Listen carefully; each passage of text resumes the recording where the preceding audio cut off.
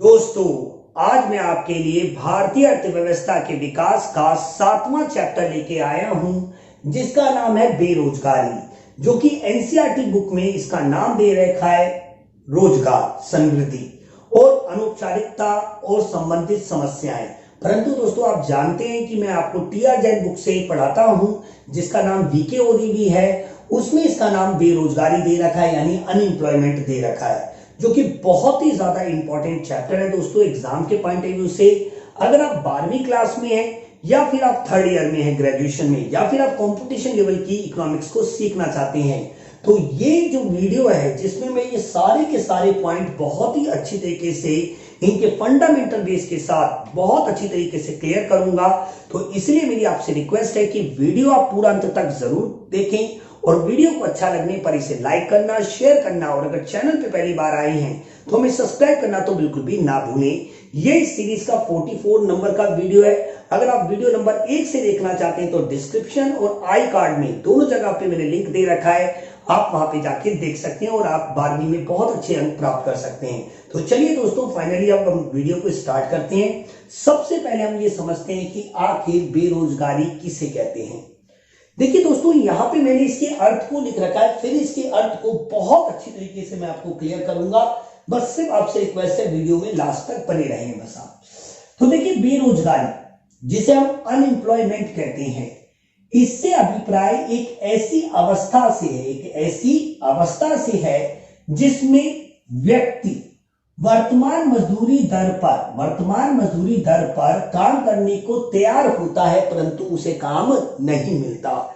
जैसा कि वर्तमान स्थिति में भी आप देख रहे हैं कि लोग बाग जो भी वर्तमान मजदूरी दर है, यानी जो भी सैलरी है, जो भी मजदूरी की दर चल रही है इस समय, उसमें बहुत सारे लोग काम करना चाहते हैं। परंतु दोस्तों, आप जानते हैं कि भारत में जो बेरोजगारी है पिछले 75 साल में सबसे ज्यादा उच्च स्तर पे है दोस्तों। तो बेरोजगारी क्या है? बहुत ही सिंपल सी बात, जब कोई व्यक्ति या व्यक्तियों का समूह किसी काम करने के लिए इच्छुक होता है और वर्तमान मजदूरी दर पर वो काम करने के लिए तैयार भी है, परंतु उसे कार्य नहीं मिलता, तो उस स्थिति में वह क्या है? बेरोजगार। और जिस अवस्था से वो गुजर रहा है उस अवस्था को कहेंगे बेरोजगारी। बहुत ही सिंपल सी बात। अगर मैं बेरोजगारी को आपको एक डायग्राम के माध्यम से समझाऊं, तो इसमें देखिए, आप ऐसे समझिए कि बेरोजगारी मतलब अनएम्प्लॉयमेंट में दोस्तों 3 इंपॉर्टेंट बातें हैं। सबसे इंपॉर्टेंट बात देखिए, पहली बात है सबसे मेन कि वर्तमान मजदूरी दर पर काम करने के लिए तैयार है। वर्तमान मजदूरी दर, देखिए वर्तमान मजदूरी दर क्या होती है दोस्तों? वर्तमान मजदूरी दर उस दर को कहते हैं जिसमें कोई व्यक्ति काम करने के लिए तैयार होता है। जैसे एग्जांपल, अगर आप किसी स्कूल में, आप मान लीजिए एक टीचर हैं और आप किसी स्कूल में जाते हैं और आपको वहां पे 5 घंटे पढ़ाने के आपको 10,000 रुपए दे रहे हैं, तो 10,000 रुपए जो आपकी सैलरी डिसाइड की गई है वो है आपकी वर्तमान मजदूरी दर।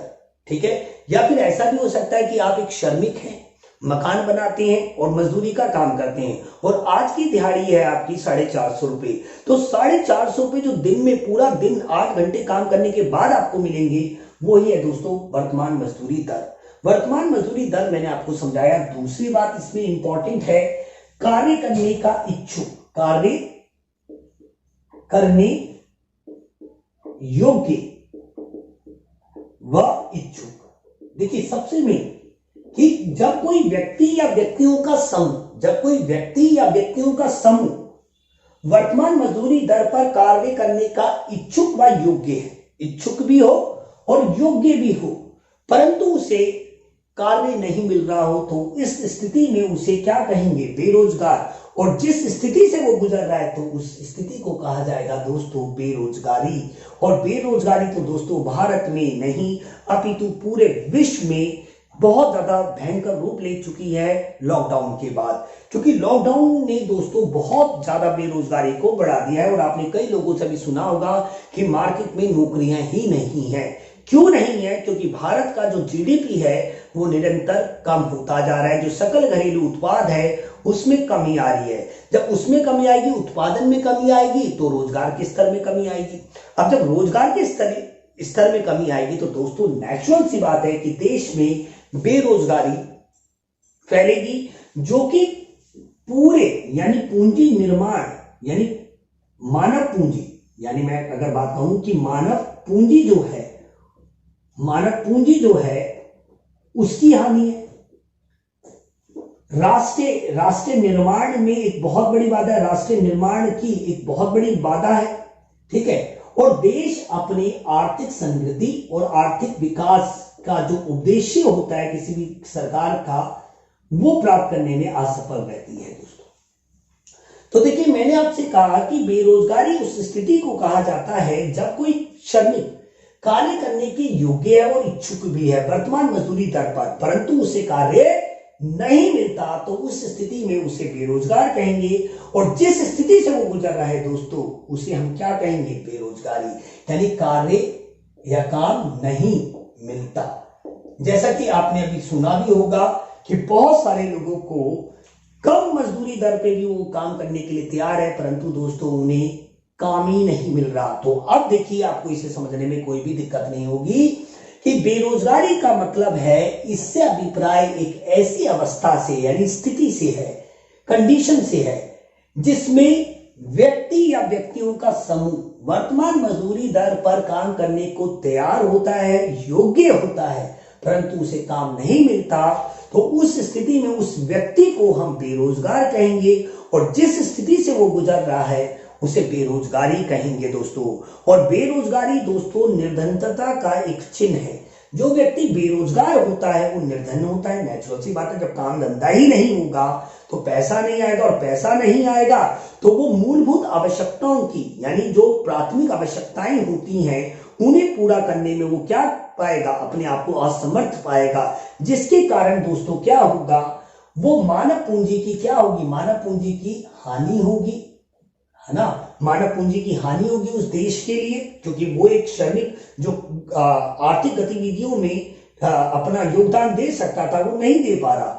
तो उस राष्ट्र के लिए, जैसे कि भारत की बात करें तो भारत के लिए वो मानव पूंजी की हानि होगी, राष्ट्र निर्माण में एक बाधा होगी, है ना। राष्ट्र निर्माण में एक बाधा होगी, और आर्थिक समृद्धि और आर्थिक विकास का जो लक्ष्य होता है एक देश की सरकार का, भले वो भारत हो या कोई भी देश हो, उसे प्राप्त करने में उसे बहुत ही ज्यादा कठिनाई होगी। तो आई होप आपको ये चीज मैंने बिल्कुल अच्छी तरीके से समझा दी है कि बेरोजगारी क्या होती है। तो बेरोजगारी मैंने आपको समझा दिया, बहुत ही सिंपल सी बात है, इसमें कुछ भी नहीं है। अब दोस्तों देखिए, हमें ये समझना है कि आर्थिक क्रिया किसे कहते हैं। बहुत ही ज्यादा इंपॉर्टेंट है इस चैप्टर में, क्योंकि इस चैप्टर में जब तक आप ये नहीं समझेंगे कि आर्थिक क्रिया किन्हें कहते हैं और उत्पादन क्रियाएं किन्हें कहते हैं, और आर्थिक और उत्पादन क्रिया के बीच में क्या वो बारीक रेखा है, यानी वो क्या अंतर है, जो जब तक आप इस चैप्टर में ये चीज नहीं क्लियर करेंगे आपको कुछ भी समझ में नहीं आएगा दोस्तों। तो आप ये जानते हैं दोस्तों कि विकी की पाठशाला आपको अर्थशास्त्र रटवाती नहीं है, बल्कि दोस्तों समझाती है। और आप सबके इतने बेहतरीन कमेंट पढ़ के मेरा दिल से आपको धन्यवाद है कि आप सब मेरी इतनी तारीफ करते हैं, जिसके लिए मैं तहे दिल से आप सभी का आभारी हूं। और दोस्तों, इस चैनल को और मुझको आपकी सपोर्ट की बहुत जरूरत है, तो इन वीडियो को 12वीं क्लास के बच्चों को जरूर किया करें, अपने स्कूल के व्हाट्सएप पे इसे जरूर शेयर करें ताकि मुझे भी कुछ आर्थिक लाभ हो, और फिर मैं आपके लिए बहुत अच्छे वीडियोस बनाया करूं। तो देखिए दोस्तों, अब मैं आपको ये समझाता हूं, उत्पादन क्रिया को समझाने से पहले मैं आपको बताता हूं कि क्रिया क्या होती है। देखिए, जीरो से स्टार्ट करते हैं। देखिए, क्रिया क्या होती है? शरीर के अंगों के द्वारा किए जाने वाले कार्यों को क्रिया कहते हैं, भले वो संजीव के द्वारा किया जाए, भले वो निर्जीव प्राणी के द्वारा किया जाए। जैसे अभी मैं मुंह से बोल रहा हूं, तो बोलना क्या है? एक क्रिया, बिना मुंह के बोलूंगा। जैसे आप मुझे देख रहे हैं, मैं तो आपको नहीं देख पा रहा हूं, तो आप मुझे देख रहे हैं, तो आप किससे देख रहे हो? आंखों से ना। तो कानों से हम सुनते हैं, आंख से हम देखते हैं, मुंह से हम बोलते हैं, मुंह से हम खाते हैं, पैर से हम चलते हैं। तो देखिए, चलना, दौड़ना, उठना, बैठना, आना जाना, पाना, खाना, ये जितने भी नाना वर्ड लगते हैं ये सारी हमारी एक्टिविटीज होती हैं, हमारी वर्ब्स होती हैं, यानी हमारी क्रियाएं होती हैं। तो क्रियाओं के लिए मैं एक ही शब्द लिखना चाहूंगा, शरीर के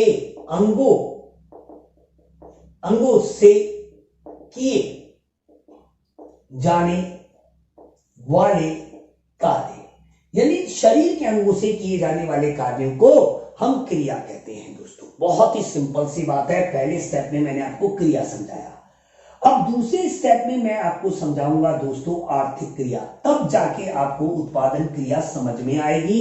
बस वीडियो में आप अंत तक बने रहें दोस्तों, कोई भी चीज ऐसी नहीं होगी जो मैं आपको नहीं समझा पाऊं, क्योंकि दोस्तों मुझे काफी लंबा एक्सपीरियंस है इकोनॉमिक्स पढ़ाने का।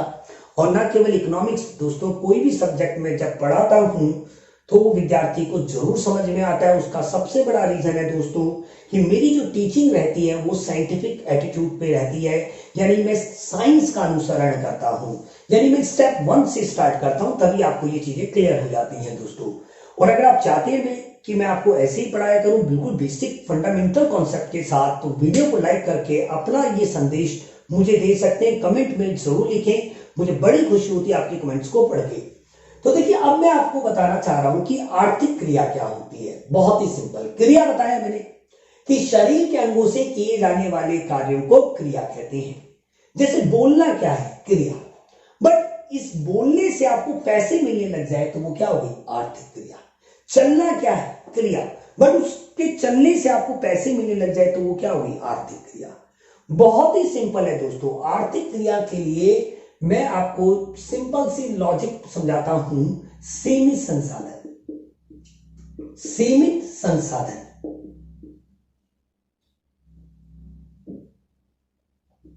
सीमित संसाधन, जो सीमित संसाधन होते हैं, संसाधन क्या होते हैं दोस्तों, संसाधन वह सभी चीजें कहलाती हैं जो मानवीय आवश्यकताओं की पूर्ति करे। जैसे मेरी अभी आवश्यकता थी लिखने की, तो ये मेरा संसाधन हो गया। मुझे आप तक कहते हैं बिल्कुल क्लियर आवाज सुनानी थी, तो मैंने इस माइक का प्रयोग किया, तो ये मेरे सारे संसाधन है। ये बोर्ड हो गया, प्राकृतिक जैसे पेट्रोल हो गया, डीजल हो गया, कोयला हो गया, ये सभी चीजें दोस्तों हमारी क्या कहलाती है, संसाधन। अब संसाधन को भी हम दो पार्ट में बांटते हैं, एक सीमित और एक असीमित। तो जो सीमित संसाधन है वो क्या होते हैं, जिनकी मांग बहुत ज्यादा होती है जबकि पूर्ति प्रगति से उतनी मात्रा में नहीं होती है। जब किसी संसाधन की मांग इस विश्व में या किसी भी राष्ट्र में या किसी भी क्षेत्र में उसकी मांग उसकी पूर्ति से सदैव अधिक रहे तो उसे सीमित संसाधन कहते हैं दोस्तों।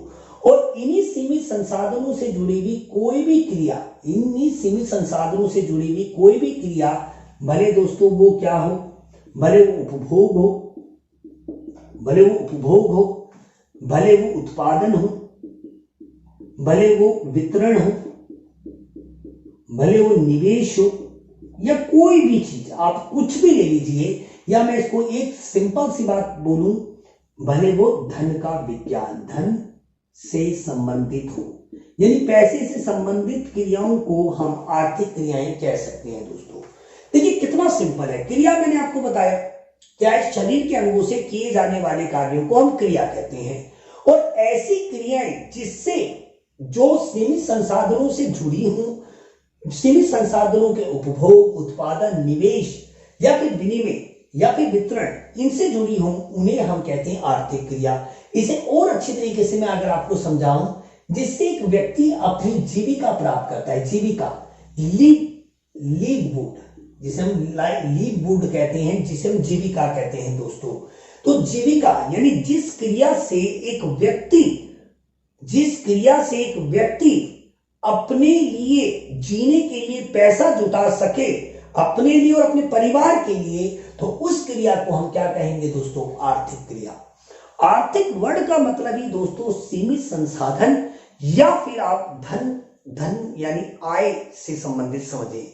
तो देखिए बहुत ही सिंपल है। मैंने आपको बताया कि भैया क्रिया क्या होती है, फिर मैंने आपको बताया आर्थिक क्रियाएं क्या होती हैं, और आर्थिक क्रियाओं को मैं बहुत ही ज्यादा सरल शब्दों में कहूं तो ऐसे कह सकता हूं, आर्थिक क्रियाएं वह क्रियाएं होती हैं जिससे एक व्यक्ति अपने लिए और अपने परिवार के लिए जीविका प्राप्त करता है, जिसके माध्यम से वो विभिन्न प्रकार की वस्तुओं तथा सेवाओं का क्रय कर सके और उनका उपभोग कर सके और जीवन का यापन कर सके। तो आई होप मैं आपको ये चीज तो समझा चुका हूं। अब देखिए, उपभोग भी एक आर्थिक क्रिया है, क्योंकि जब अगर आपको कोई चीज को खरीदना है तो आपको पैसा देना पड़ेगा। वितरण भी एक आर्थिक क्रिया है, अगर आपने वस्तुएं बनाई और उसे गांव शहर नगरों में बांटना है तो ट्रांसपोर्ट पे पैसा खर्च होगा। निवेश भी एक आर्थिक क्रिया है दोस्तों। तो ये सारी आर्थिक क्रिया है। उत्पादन भी आर्थिक क्रिया है। बट दोस्तों, यहां पे पूछा गया है कि उत्पादन क्रिया किसे कहते हैं, तो यहां पे लिख रखा है बहुत ही सरल से शब्दों में मैंने कि इससे अभिप्राय वस्तुओं और सेवाओं के उत्पादन की प्रक्रिया से है। किससे है दोस्तों? प्रक्रिया से है। मतलब क्या? देखिए, मैंने पहले नंबर पे आपको क्रिया समझाया, दूसरे नंबर पे मैंने आर्थिक क्रिया समझाया, अब तीसरे नंबर पे मैं आपको समझाता हूं कि उत्पादन क्रिया क्या होती है। देखिए, बहुत ही सिंपल उत्पादन क्रियाएं, मैं इसे और भी अच्छी तरीके से समझाता हूं। देखिए, उत्पादन क्रिया वह क्रियाएं होती है या वह क्रिया होती है जिसमें किसी वस्तु या सेवा का निर्माण किया जाता है, जिसमें किसी वस्तु या सेवा का निर्माण किया जाता है या उसकी पुनः बिक्री की जाती है या उसकी रीसेल भी किया जाती है। जिसमें किसी वस्तु या सेवा का निर्माण किया जाता है, वस्तु हो सकती है, सेवा हो सकती है या फिर दोनों हो सकती है दोस्तों, ठीक है। और उसका निर्माण करके उसकी उपयोगिता में क्या की जाती है? वृद्धि की जाती है। सिंपल सी बात है। उसकी उपयोगिता क्या होती है?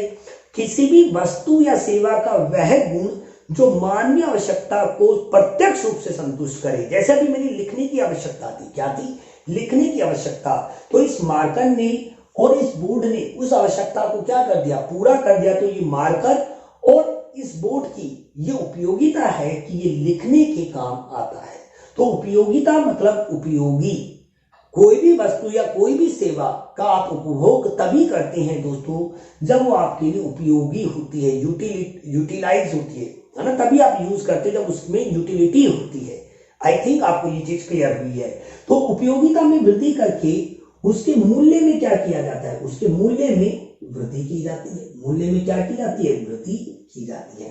अब जैसे फॉर एग्जांपल देखिए, मैं आपको एक बात समझाऊं कि जब आप गेहूं बाजार से खरीदते हो, फसल खरीदते हो, गेहूं के बोरा खरीदते हो, बट गेहूं ना खरीद के आप उसे चक्की में पीस कर और उसे पन्नी पैक करके उसे आटे, शक्ति भोग आटा हो गया या आशीर्वाद आटा होता है, तो वो ज्यादा उपयोगी होता है। क्यों?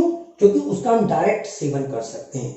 ऐसा नहीं है कि हमें पहले गेहूं को छांटना पड़ेगा, उसमें से कंकर निकालना पड़ेगा, फिर उसे चक्की वाले के पास जाना पड़ेगा, पिसवाना पड़ेगा, फिर लेके आना पड़ेगा। आप सीधे मार्केट में गए, आपने कहा भैया 10 किलो का आशीर्वाद का आटा दे दो, और घर में लाए, पन्नी फाड़ी और रोटी बनाई और खा ली।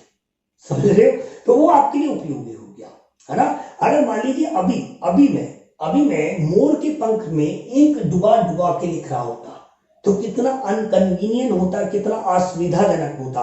परंतु दोस्तों, इस मार्कर ने उस चीज को क्या कर दिया? आसान बना दिया ना। तो ये ज्यादा उपयोगी है। अब ये ज्यादा उपयोगी है तभी ये 25 रुपए का आ रहा है। सिंपल सी बात है। तो देखिए, उत्पादन क्रियाएं क्या होती हैं? मैंने कहा ना, उत्पादन क्रियाएं ऐसी क्रियाओं को कहती हैं जिसमें किसी वस्तु या सेवा का निर्माण किया जाता है और उस निर्माण में वस्तु की उपयोगिता में वृद्धि की जाती है और उपयोगिता में वृद्धि होने के कारण उसके मूल्य में वृद्धि होती है। और मूल्य में वृद्धि आप कैसे निकालेंगे? बहुत ही सिंपल। आप बाजार से गए, आपने मटर खरीदा, पालक खरीदा, और आप मतलब पालक और पनीर खरीदा, मसाले लिए बना के, भैया 180 रुपए का आपने बेचा, और उसमें जो रॉ मटेरियल लगा, आपका गैस वैस सब कुछ लगा के आपके लग गए मान लो 90 रुपए। तो आपने कितने रुपए बना लिए? आपने 70 रुपए कमाए। तो ये उत्पाद का मूल्य जो उसकी मार्केट में वैल्यू है। ये मध्यवर्ती वस्तुएं जो उसको बनाने में, उस वस्तु या सेवा को बनाने में जितना पैसा खर्च करना पड़ा, और उन दोनों का जो डिफरेंस होता है उसे ही हम कहते हैं मूल्य में वृद्धि। बहुत ही सिंपल सी बात है। मान लीजिए कि आप कपास मतलब मान लीजिए आप कॉपियों की मैन्युफैक्चरिंग करते हो, यानी आप कॉपी किताबें छापते हैं या बनाते हैं। आपने कपास लेके आए, आपने एक प्लांट लगाया, लेबर्स लगाए, सारी चीजें व्यवस्थित की, और दोस्तों आपने उस कपास से क्या किया, आपने कॉपी बना ली या फिर कपड़ा बना लिया। उस कपास और उस कॉपी या उस कपड़े की जो मार्केट वैल्यू है, और जितना उसको बनाने में आपने पैसा खर्च किया, उसको अगर उससे काट दे, मतलब घटा दे, तो वो आपका क्या बताएगा, मूल्य में वृद्धि बताएगा। बहुत ही सिंपल है। तो उत्पादन क्रियाएं उन क्रियाओं को कहती हैं जिसमें किसी वस्तु या सेवा के मूल्य में वृद्धि की जाती है, उसकी उपयोगिता को बढ़ाकर। दोस्तों आई थिंक आपको अब ये वाला पॉइंट और ये वाला पॉइंट, यानी ये 2 पॉइंट तो मैं आपको क्लियर कर चुका हूं। बिल्कुल आई थिंक आपको क्लियर हो गया होगा। अब मैं आपको समझाता हूं दोस्तों एक बहुत ही ज्यादा इंपॉर्टेंट टॉपिक इस चैप्टर का, जो आपसे पूछा ही जाएगा एग्जाम में 100%। बस दोस्तों आप ना वीडियो को ना पूरा अंत तक जरूर देखा करो, आपको समझाने की मैं गारंटी देता हूं, आपको जरूर समझ में आएगा अगर आप बिना वीडियो को स्किप किए और बिल्कुल ध्यानपूर्वक मेरी बातों को सुनते हैं, तो आपको सारी चीजें क्लियर होगी। बस इसके बाद एक बारी आपने बुक से पढ़ना है, आपका सारा कॉन्सेप्ट क्लियर हो जाएगा। अब बात करते हैं कि सब नियोजित श्रमिक किन्हें कहते हैं और भाड़े के श्रमिक किन्हें कहते हैं। देखिए बहुत ही सिंपल, श्रमिक किन्हें कहते हैं पहले तो ये समझ लेते हैं।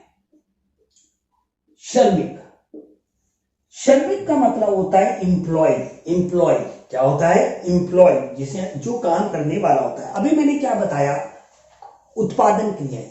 हाँ एक बात मैं आपको बताना भूल गया, जो मैं क्लियर कर देता हूं कि सारी की सारी उत्पादन क्रियाएं, ये पहले क्लियर करता हूं। देखिए आप एक डायग्राम समझिए, ये मैंने बनाया आर्थिक क्रिया को, ये हमारा क्या है, आर्थिक क्रिया है। ठीक है, आर्थिक क्रियाएं क्या है, जो धन से जुड़ी हो, जो सीमित संसाधनों से जुड़ी हो, जिसके माध्यम से एक व्यक्ति अपने जीवन जीने योग्य जीविका प्राप्त करता हो, उन्हें हम कहते हैं आर्थिक क्रियाएं। ठीक है, अब बात करते हैं दोस्तों उत्पादन क्रियाएं। क्या होती हैं, उत्पादन क्रियाएं। अब देखिए सारी की सारी आर्थिक क्रियाएं, सारी की सारी उत्पादन क्रियाएं आर्थिक क्रियाएं होती हैं। जो भी आर्थिक क्रियाएं होंगी ना दोस्तों, जो भी उत्पादन क्रियाएं होंगी ना, वो सारी की सारी दोस्तों आर्थिक क्रियाएं होंगी, यानी इकोनॉमिक्स एक्टिविटीज होंगी। ऑल दी प्रोडक्शन एक्टिविटीज, जो भी प्रोडक्शन एक्टिविटीज होती हैं वो सारी की सारी इकोनॉमिक्स एक्टिविटीज होती हैं। पर दोस्तों अगर हम ये कहें कि सारी की सारी आर्थिक क्रियाएं क्या उत्पादन क्रियाएं होती हैं, बिल्कुल नहीं, क्योंकि उपभोग एक उत्पादन क्रिया नहीं है। उपभोग एक उत्पादन क्रिया नहीं है। और इस चैप्टर में आपको यही चीज मैं समझाना चाहता हूं, क्योंकि इस चैप्टर में ये मुख्य तौर से चीजें समझा रखी है। तो आई थिंक ये आपको क्लियर हो गई बहुत ही अच्छी तरीके से। अब आप ये समझ चुके हैं कि भाई बेरोजगारी क्या है, उत्पादन क्रियाएं क्या है। अब मैं आपको समझाता हूं पहले कि श्रमिक किसे कहते हैं। बहुत ही सिंपल सी बात, जो व्यक्ति किसी ना किसी आर्थिक क्रिया में संलग्न होता है, यानी लगा हुआ होता है, उसे श्रमिक कहते हैं। जैसे आपने अपने आसपास की बात करें, जैसे मैं अगर भारत का मानचित्र बनाऊं तो मैंने ऐसे, जैसा मेरे से बनेगा,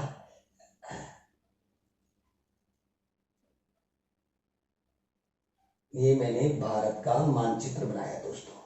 ठीक है, ये मैंने भारत का मानचित्र बनाया। भारत के जम्मू कश्मीर से लेकर कन्याकुमारी तक, भारत के गुजरात से लेकर मिजोरम तक या नागालैंड तक, इस पूरे क्षेत्र में जितने भी लोग रहते हैं दोस्तों, जितने भी लोग रहते हैं, कोई भी लोग हो, कोई भी, मेरी बात समझ आ रही है आपको? मैं एक मिनट इसका स्विच ऑफ कर दूं।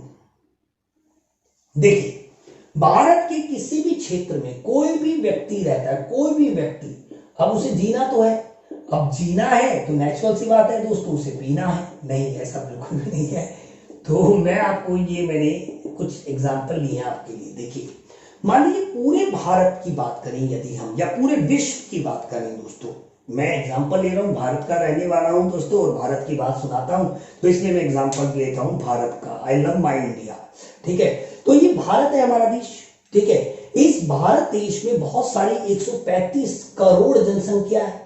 ठीक है, 135 करोड़ जनसंख्या अपने जीवन के लिए, अपने जीवन यापन के लिए, अपने पालन पोषण के लिए, अपने लिए और अपने परिवार के लिए किसी ना किसी आर्थिक क्रिया में इन्वॉल्व जरूर होती है।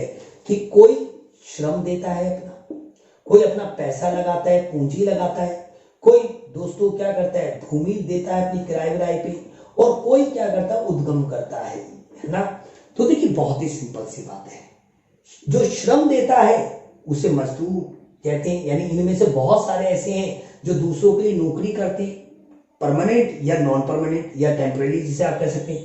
बहुत सारे कि जो अपने पैसा लगाते हैं, व्यापार में लगाते हैं, शेयर मार्केट में लगाते हैं, बैंक से प्रॉफिट कमाते हैं। बहुत सारे अपनी दुकान, घर, मकान ये किराए पे देते हैं, और बहुत सारे लोग बिजनेस भी करते हैं। तो इन चारों क्रियाओं में पूरे भारत को आप बांट सकते हो दोस्तों। पूरे भारत की जितनी भी जनसंख्या है वो किसी ना किसी आर्थिक क्रिया में लगी हुई है। ठीक है, क्योंकि उसे क्या चाहिए, उसे जीविका चाहिए, उसे लिववुड चाहिए। क्या चाहिए, लिववुड चाहिए, यानी जीविका प्राप्त करनी है, तभी तो जी पाएंगे दोस्तों। क्योंकि राशन नहीं है, क्योंकि ये जो घर होता है ना, राशन से चलता है दोस्तों, भाषण से नहीं चलता, आप समझ सकते हैं। और घर में राशन डलवाने के लिए दोस्तों घर से बाहर निकलना पड़ता है और मेहनत करनी पड़ती है, ताकि आप दो रोटी अपने लिए कमा सके। पर दोस्तों दुख की बात यह है कि भारत की जो वर्तमान स्थिति चल रही है उसमें व्यक्ति दो वक्त की रोटी भी नहीं जुटा पा रहा। तो इसके लिए मुझे बहुत ज्यादा दुख होता है दोस्तों। हम सबको भारत को बढ़ाने की जरूरत है, और मैं आग्रह करूंगा हमारी सरकार से कि भैया बहुत ज्यादा वो गरीब लोगों पे ध्यान दें और जल्द से जल्द ज्यादा से ज्यादा वैकेंसी निकाले, रोजगार पैदा करें, ताकि बेरोजगारी की जो समस्या भी है, जो घनघोर समस्या बन गई है, उससे हमें निजात मिले दोस्तों। तो देखिए आई थिंक मैंने आपको ये तो समझा दिया कि भैया बेरोजगारी और उत्पादन क्या है। अभी मैं ये समझा रहा था कि श्रमिक क्या है। भाई श्रमिक क्या है, जो किसी ना किसी आर्थिक क्रिया में संलग्न होता है। अब इस श्रमिकों को हम दो पार्ट में बांट सकते हैं, जो श्रम देता है जिसको बदले में मजदूरी या फिर वेतन मिलता है दोस्तों। ठीक है, एक होते हैं हमारे स्वनियोजित श्रमिक, स्वनियोजित श्रमिक, एक होते हैं स्वनियोजित श्रमिक, और एक होते हैं दोस्तों हमारे भाड़े के श्रमिक, भाड़े के श्रमिक। ठीक है, अब देखिए समयोजित श्रमिक क्या होते हैं, बहुत ही सिंपल। समयोजित श्रमिक, समयोजित श्रमिक वे व्यक्ति होते हैं या व्यक्तियों के समूह को कहते हैं जो अपनी स्वयं के व्यवसाय में काम करते हैं। जैसे फॉर एग्जांपल मैं अगर बात करूं कि मैं भी तो एक श्रमिक हूं, मुझे और मेरे परिवार को भी तो दो रोटी चाहिए दोस्तों, तो मुझे भी तो कोई ना कोई काम करना पड़ेगा। तो काम करने वाला हूं तो मैं श्रमिक हूं। अब मैं कैसा श्रमिक हूं, मैं स्वनियोजित श्रमिक हूं। क्यों दोस्तों, क्योंकि मैं अपना कोचिंग सेंटर खुद चलाता हूं। तो मेरा जो कोचिंग सेंटर है, मैं किसी दूसरे के लिए काम नहीं करता हूं, मैं स्वयं के लिए काम करता हूं। जब एक श्रमिक दूसरे के लिए ना काम करके स्वयं के व्यवसाय में काम करता है, तो उसे हम कहते हैं स्वनियोजित श्रमिक, यानी सेल्फ एम्प्लॉयड। क्या कहते हैं, सेल्फ एम्प्लॉयड। तो आपने जितने भी रेडी पटरी वाले देखे हैं, जो सब्जियां बेचते हैं, फल बेचते हैं, बहुत सारे आपको मिलेंगे। अपने आप चारों ओर देखोगे तो बहुत सारे स्वनियोजित श्रमिक हैं दोस्तों। और स्वनियोजित श्रमिक क्या है, श्रमिक का एक प्रकार।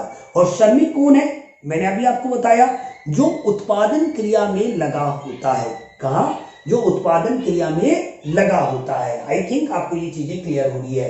तो स्वनियोजित श्रमिक कौन होता है, जो स्वयं के लिए कार्य करे, जो स्वयं के लिए कार्य करे, स्वयं के लिए कार्य करे, है ना। बहुत ही सिंपल सी बात है भाई। स्वनियोजित श्रमिक उन श्रमिकों को कहते हैं जो स्वयं के लिए कार्य करता है, जो खुद के लिए कार्य करता है। इंपॉर्टेंट बात है दोस्तों।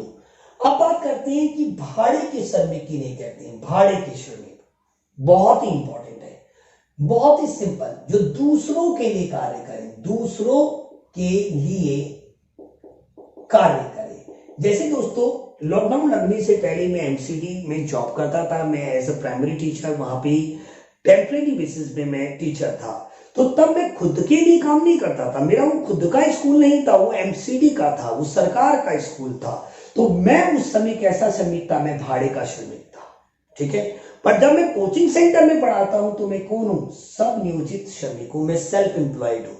आ रही बात समझ, बहुत ही सिंपल है। देखिए श्रमिक कौन होता है, जो किसी उत्पादन क्रिया में लगा होता है, और उत्पादन क्रिया में लगा होता है उसे हम श्रमिक कहते हैं। और श्रमिकों का अगर हम वर्गीकरण करें तो दो तरीके क्या होंगे, एक समयोजित श्रमिक और एक भाड़े के श्रमिक। समयोजित श्रमिक वो होते हैं जो स्वयं के लिए काम करते हैं, और भाड़े के श्रमिक वो होते हैं जो दूसरों के लिए काम करते हैं। अब भाई समयोजित श्रमिक मैंने आपको बता दिया, भाड़े के श्रमिक भी बता दिया। अब एक चीज समझते हैं हम, ये दोनों पॉइंट आई थिंक आपको समझ में आ गए। इसको मैं पढ़ देता हूं, आपको क्लियर हो जाएगा। वह व्यक्ति या व्यक्तियों के समूह को भाड़े के श्रमिक कहते हैं जो मजदूरी या फिर वेतन के लिए, मजदूरी या फिर वेतन के लिए कार्य करते हैं। बहुत ही सिंपल सी बात है दोस्तों, कितना इजी है ना भाई। समयोजित श्रमिक कौन है, जो स्वयं के लिए कार्य करे। भाड़े के श्रमिक कौन से हैं, जो दूसरों के लिए काम करे ताकि उनको मजदूरी मिल जाए या फिर वेतन मिल जाए। दोस्तों क्लियर है, वो स्वयं का व्यापार नहीं करते हैं, दूसरों के व्यापार में काम करते हैं। बस इतना सा समझ लीजिए। अब आपको समझना है कि नियमित श्रमिक और अनियमित श्रमिक क्या होते हैं, अनियमित श्रमिक और नियमित श्रमिक क्या होते हैं। बहुत ही सिंपल है दोस्तों, अगर मैं इसको क्लियर करूं तो देखिए बहुत ही सिंपल। इसमें भाड़े के श्रमिकों का अगर हम फर्दर डिवीजन करें तो इसमें आ जाएंगे एक अनियमित, अनियमित और एक आ जाएंगे नियमित। भाई अनियमित कौन होते हैं, जो टेम्परेरी बेसिस पे काम करते हैं, डेली बेसिस पे काम करते हैं। जैसे हम जब एमसीडी में लगे हुए थे तो एमसीडी के टीचर्स को हम दो कैटेगरी में बांट सकते हैं, आपको ये बिल्कुल क्लियर हो जाएगा। देखिए जब हम एमसीडी में लगे थे, मैं 2010 में लगा था एमसीडी में, 13 सितंबर 2010 में। दोस्तों 13 सितंबर 2010 में जब मैं एमसीडी में लगा था तो मैं डेली वेजेस पे लगा था।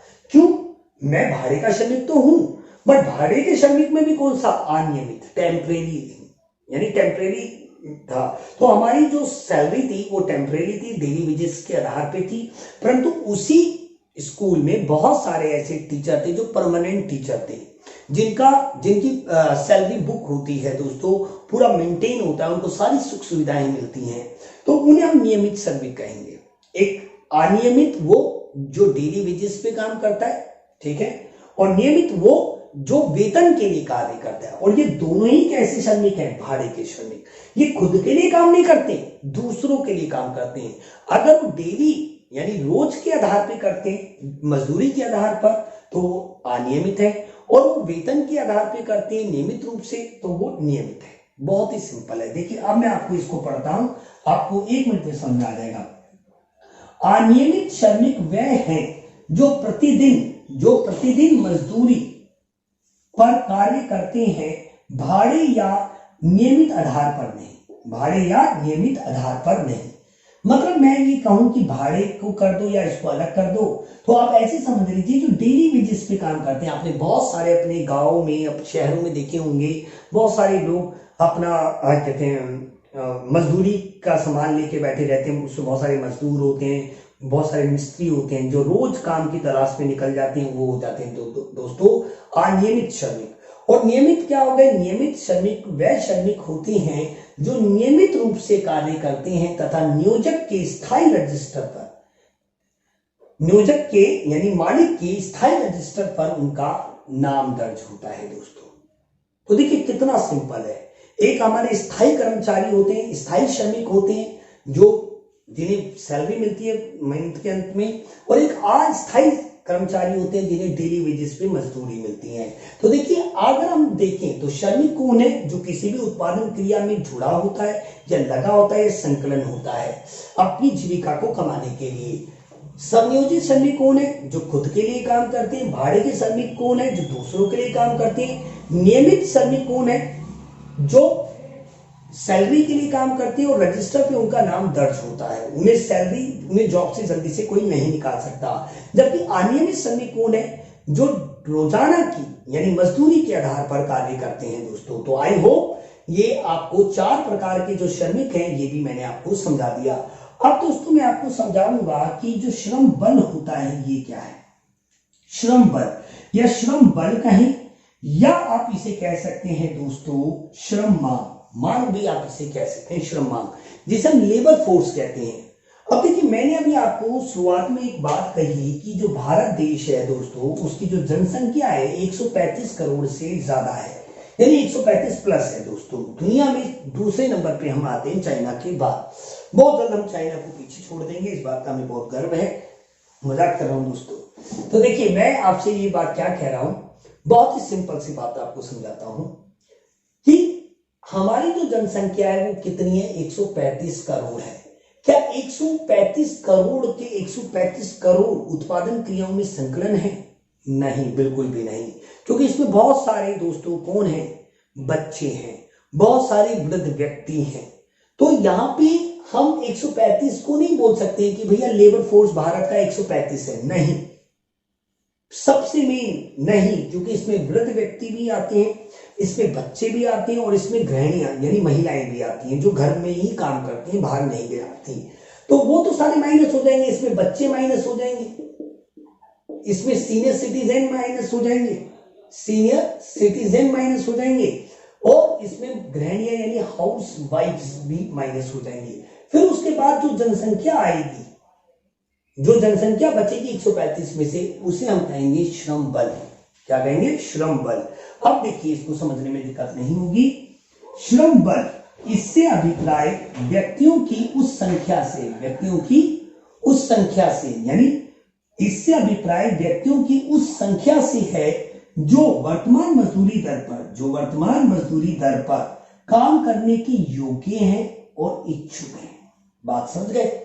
यानी 135 करोड़ की जनसंख्या में से बच्चे जो 18 वर्ष से कम है, जितने भी सीनियर सिटीजन हैं जो 60 वर्ष या उससे अधिक आयु के हैं, और जितनी भी हाउस वाइफ हैं जो केवल घर में ही काम करती हैं, उनको घटा के जो जनसंख्या हमारे पास बचती है, मैं मान लेता हूं एग्जाम्पल के तौर पे कि मान लीजिए 80 लाख बचती है, मान लीजिए आप ऐसा 80 लाख मिलती है, ये 135 करोड़ है, और मान लीजिए 80 करोड़ बचते हैं, एक 80 करोड़ बचते हैं। अब इस 180 करोड़ में से जितने व्यक्ति वर्तमान मजदूरी दर पर कार्य करने के योग्य हैं, सबसे मेन है योग्य। आप देखिए यहां पे वर्ड है योग्य। अगर आप एक अंधे व्यक्ति से, एक अंधा व्यक्ति अगर सरकार के पास आएगा, बोलेगा कि भैया मुझे रोजगार चाहिए, मैं ट्रक चलाऊंगा, तो चला लेगा वो ट्रक? नहीं ना, मैं भी उसकी माफी चाहता हूं अगर किसी को बुरा लगाओ, बट एक अंधा व्यक्ति क्या ट्रक चला सकता है? नहीं ना, क्योंकि उसकी भी जान को खतरा है और दूसरे की भी जान को। कोई भाई ड्राइवर की सैलरी चल रही है 15,000, वो कह रहा है भैया मुझे 5,000 ही दे दो बस, वो तो वर्तमान मजदूरी दर से भी कम मांग रहा है, बट क्या वो कार्य करने की योग्य है? इच्छुक तो है बट योग्य नहीं है। योग्य और इच्छुक दोनों होने चाहिए। जैसे फॉर एग्जांपल एक 5वीं पास का विद्यार्थी ये कहता है, या एक 5वीं पास व्यक्ति और जाके बोलता है भैया मैं यूनिवर्सिटी में पढ़ाऊंगा, आप 1.5 लाख रुपए सैलरी दे रहे हो प्रोफेसर को, मुझे भैया 1,500 ही दे देना, मैं खुशी खुशी दे दूंगा। क्या वो इसके योग्य है? इच्छुक तो है, क्या वो योग्य है? नहीं ना, जबकि वर्तमान मजदूरी दर पर क्या उससे कम में भी तैयार है। तो देखिए दोस्तों, श्रम बल में आप 3 बातें याद रखें कि श्रम बल यानी लेबर फोर्स से अभिप्राय उन व्यक्तियों की संख्या से, यानी कुल जनसंख्या का उस भाग को आप श्रम बल कहेंगे, उस संख्या से है जो वर्तमान मजदूरी दर पर कार्य करने की योग्य है और इच्छुक भी है। अब एक लंगड़ा व्यक्ति कह रहा है, कि मैं भारत के लिए फुटबॉल खेलूंगा, खेलेगा? नहीं खेल पाएगा ना दोस्तों, जबकि वो इच्छुक है और वो अयोग्य है दोस्तों। देखिए, मैं ये नहीं कह रहा कि आप लंगड़े हो या लूले हो या फिर अंधे हो तो आप काम ही नहीं कर सकते, आप कर सकते हो अपनी योग्यता के अनुसार। जैसे कि भैया एक लंगड़ा व्यक्ति है तो वो घर बैठे 4 रुपए बना सकता है, तो अपनी योग्यता के अनुसार। तो मैं यही बात आपको समझाने की कोशिश कर रहा हूं कि श्रम बल का मतलब होता है उस जनसंख्या से या उस व्यक्तियों की उस संख्या से जो वर्तमान मजदूरी दर पर कार्य करने के योग्य है और इच्छुक है। आई थिंक आपको ये चीज क्लियर हो गई है। अब बात करते हैं मेरे प्यारे दोस्तों श्रम पूर्ति, इसे आप श्रम मांग भी कह सकते हैं, ठीक है। श्रम पूर्ति की बात करते हैं। इससे अभिप्राय श्रमिकों की उस संख्या से है जो एक ही दी हुई मजदूरी दर पर या वर्तमान मजदूरी दर पर या प्रचलित मजदूरी दर पर, है ना, जो वर्तमान मजदूरी दर का हूं या प्रचलित मजदूरी दर का हूं, जो सैलरी या जो दिहाड़ी उस समय चल रही है दोस्तों। तो दोबारा पढ़ रहा हूं, श्रम पूर्ति इससे अभिप्राय श्रमिकों की उस संख्या से है जो दी हुई मजदूरी पर अपनी आपूर्ति करने के लिए तैयार होता है। जैसे फॉर एग्जांपल, अगर कोई स्कूल मुझसे आके यूं कहता है कि विक्की सर आपको हमारे स्कूल में 11वीं 12वीं के बच्चों को अर्थशास्त्र पढ़ानी है, मेरा बिल्कुल पढ़ाऊंगा, मेरा तो शौक है पढ़ाने का। मेरा भैया सैलरी क्या है? बोले हम आपको 10,000 दे देंगे। भैया रख लो अपने पास, एक बैच में मैं 10,000 रुपये कमा लेता हूं। मेरी बात समझ आ रही है? तो देखिए मैं योग्य भी हूं, ठीक है, मैं इच्छुक भी हूं, बट मैं वर्तमान मजदूरी दर पर कार्य करने के लिए तैयार नहीं हूं, क्योंकि वो मेरे हिसाब से, मेरे टैलेंट के हिसाब से बहुत कम है।